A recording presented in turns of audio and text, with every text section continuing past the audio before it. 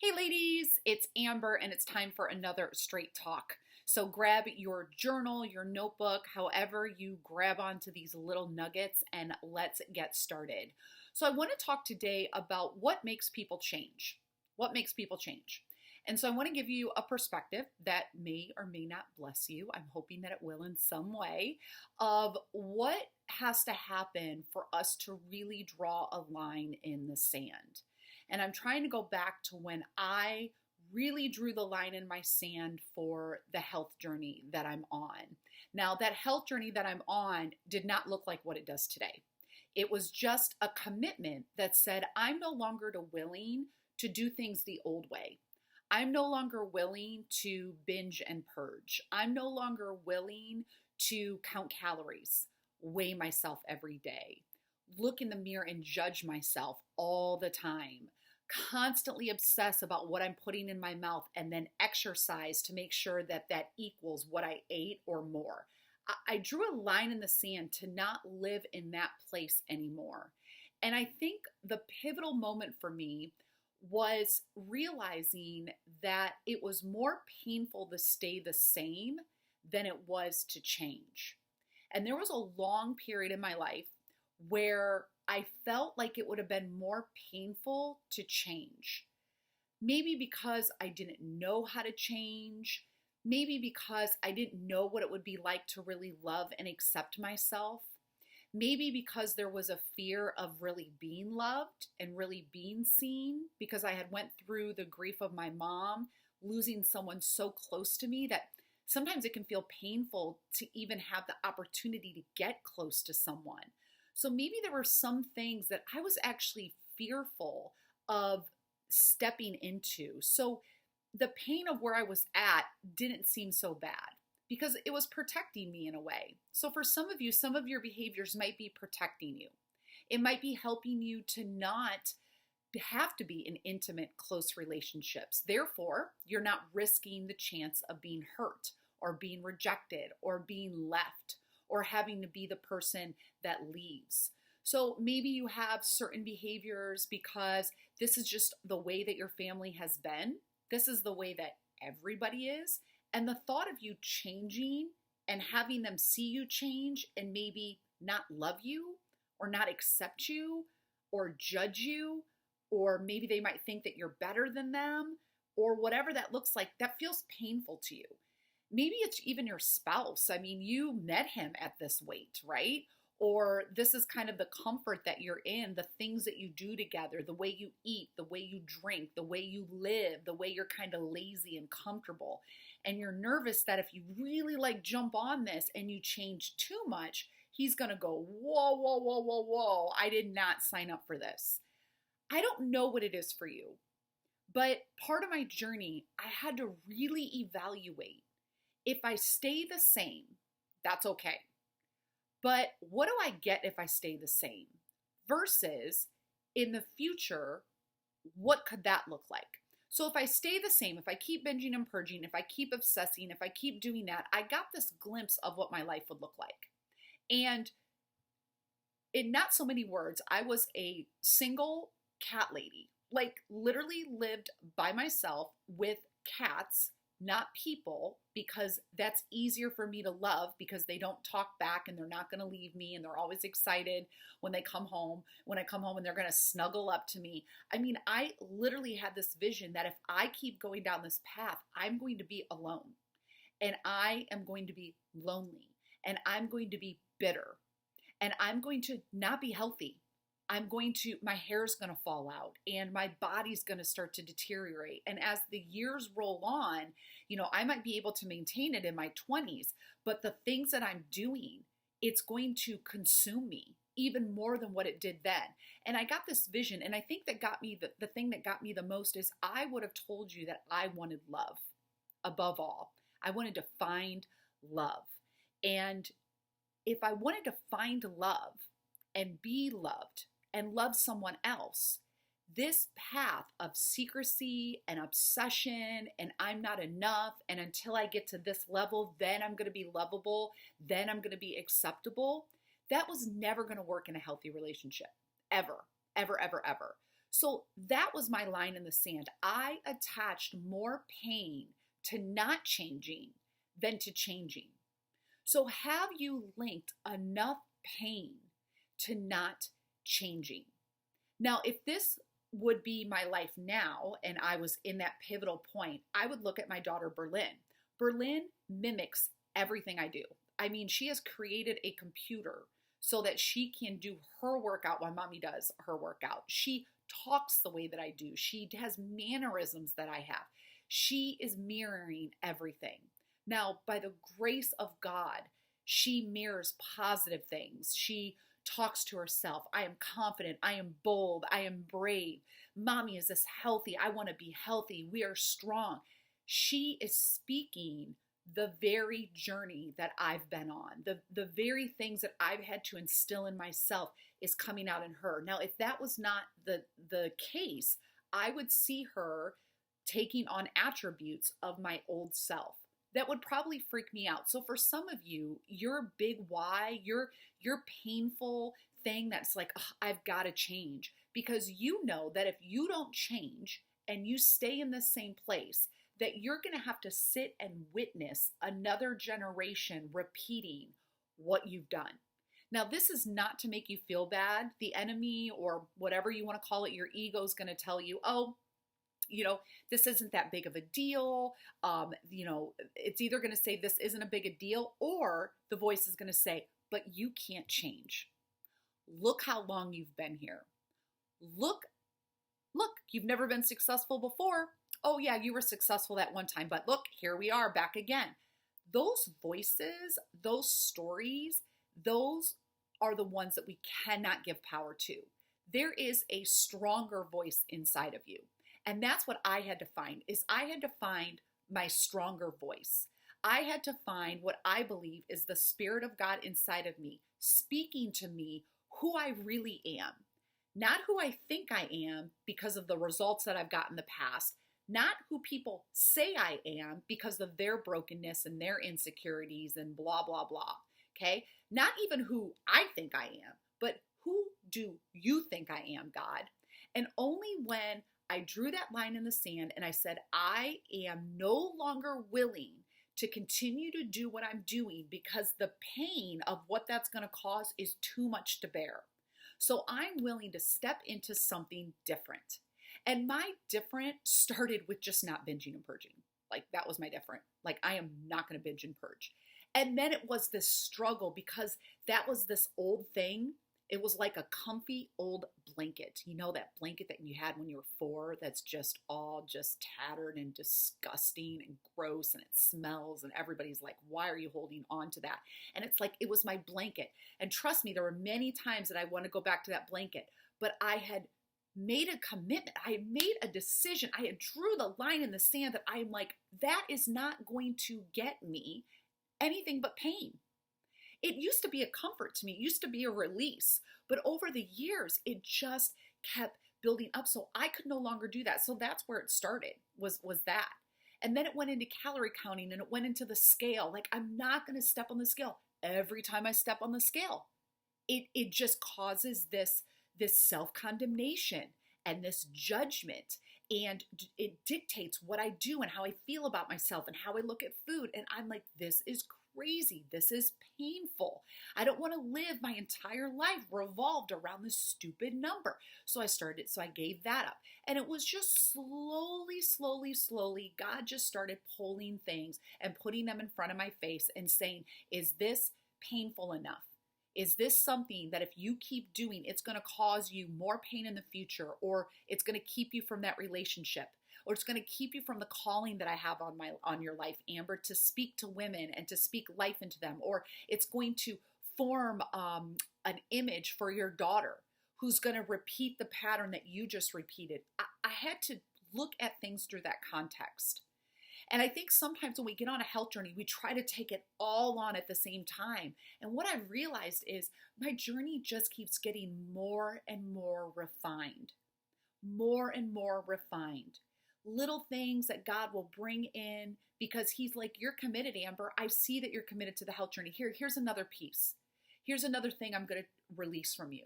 Here's something else that I want you to take a look at. Here's more of this over here. Okay, let's do a little bit less of that. And it becomes this beautiful dance. Now, I want to be very clear. That doesn't mean that I never have old thoughts. I think when I coach women, they think like, why am I not fixed? Why do I still have these crazy thoughts? Why did I do so well for 3 weeks and then I went right back as if we have never even talked, as if I've never even known about this health journey? Like, why do I do those things? And I think that the bottom line is those thoughts still come in, but I don't give them weight. I don't partner with them. I don't align with them.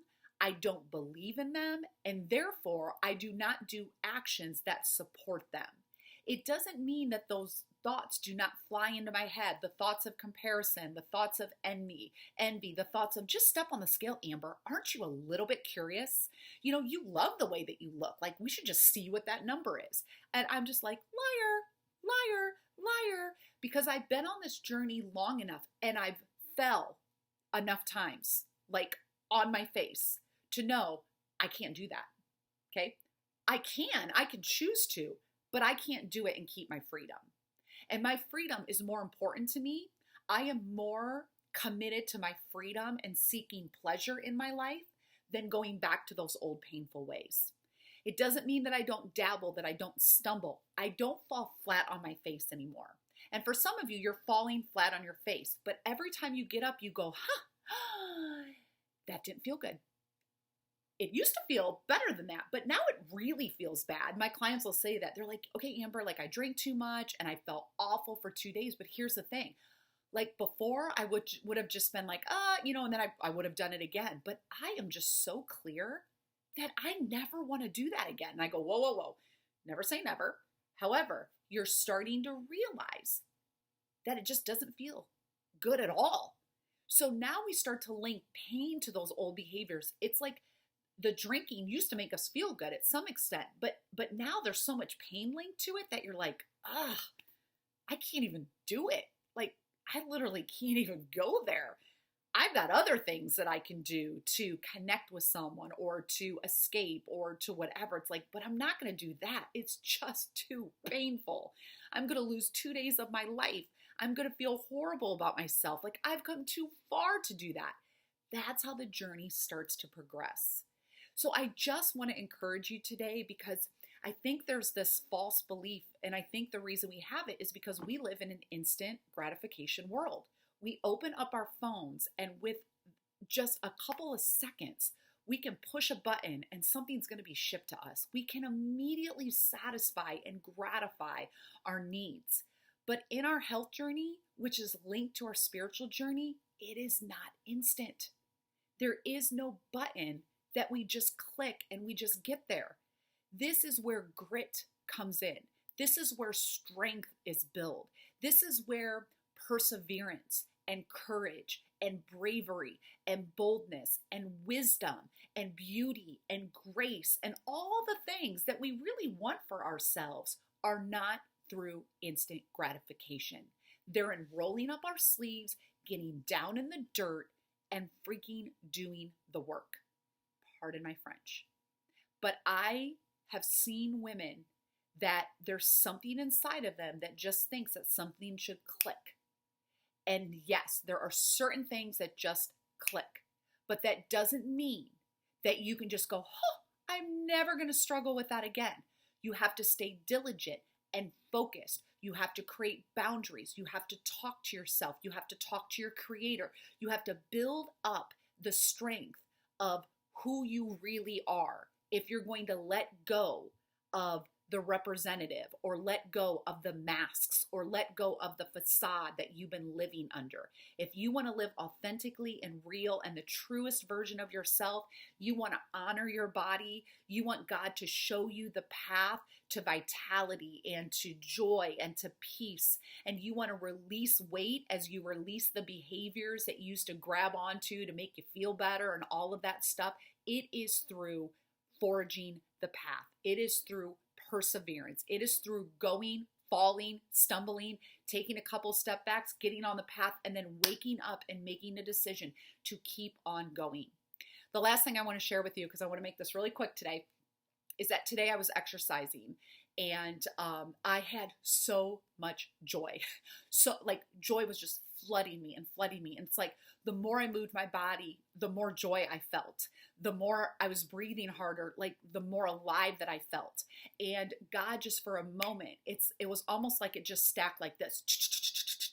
And he took me through the journey of exercise for me. Exercise was a way for me to achieve because I was a volleyball player. So exercise was kind of how I performed, basically. So it went from performance and then it went to obsession.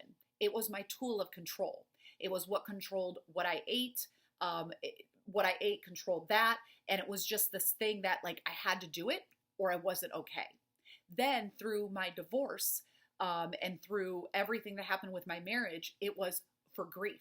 So it helped me process my grief. It served a purpose in a season that was so different than the other times. It was literally, I would work out so intensely in front of 50 people. I would go in my car and I would cry.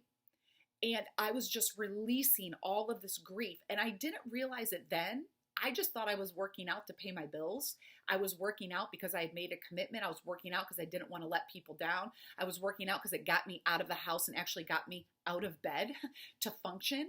But I realize now when I look back, I'm like, wow, I was teaching 2 days a week or 3 days a week. And then I bumped up to 5 days a week during that season. And I'm like, that's interesting. But it wasn't obsessive. It was therapeutic. There was stuff inside of me that I couldn't even articulate. There was pain inside of me that no matter how much I wrote, no matter how much I spoke, no matter how much I cried, I could not touch it. But working out so hard that I was breathing so deeply that I would have an emotional release, that was a gift. And now today I'm working out and I'm just praising God that I am free. And I declare that, Lord, over all of these ladies. I am free because I believe that I'm free. The Lord has already set me free. It's simply if we believe that we're free or not. So as I'm working out today and Berlin and I are dancing and we're laughing and the joy of the Lord is everywhere, I'm like, and Lord, now you've given me this gift where exercise used to be bondage. You have put it in its proper place and it is part of the freedom that you've brought me into. It's like he gave me that gift back to me, but repackaged in the right place with him controlling it and telling me this is how you use it, Amber, safely. And this is how you enjoy it. And this is how you honor me. And this is how you share it with other people. So ladies, I'm declaring that over you. The very places that are the dark places, the little things that you eat, the things that you can't control, if you just keep walking. And there may be a season of obedience where he tells you to lay it down. There might be a season of obedience when it looks a different way. Follow it. He is only good. And that's what I want to leave you with. I have seen the goodness of the Lord, and surely goodness and love will follow me all the days of my life. He is so good. He wastes nothing. If you think it's too painful to change, he is drawing you towards change. He will not push you, ladies. Some of y'all want to be pushed. That's not how God works. He draws you in. You get pulled. Oh, being pulled, ladies, is so different than being pushed. With my clients, I want to pull them to their freedom. I want to entice them with what's available to him. People do not do well being pushed because you're doing the work. If you push someone, you're doing the work. When you pull someone, you're drawing them in. They have to work with you. So the Lord wants to pull you in. So I'm just encouraging you to keep on going. If you need more support, I've got 2 group programs coming up. Maybe that's something for you. I've got a couple one-on-one slots that are available. Maybe that's for you. Keep tapping into these Straight Talk Sundays, but don't stop. This is a constant and never-ending journey. And here's the thing, it just keeps getting better. It's not a destination. It just keeps getting better. Some of you have watched me through my pain and you would have never thought, and I have not yet gone back and watched videos from like 5 years ago and 3 years ago. Someday I will do that, but where God has brought me, like only God, and it just keeps getting better. the body, the mind, the spirit, the heart, the ability to love and receive love, the contribution, the growth. It only gets better. So keep on going. All right, ladies, I love you, and I'll see you on the next Straight Talk.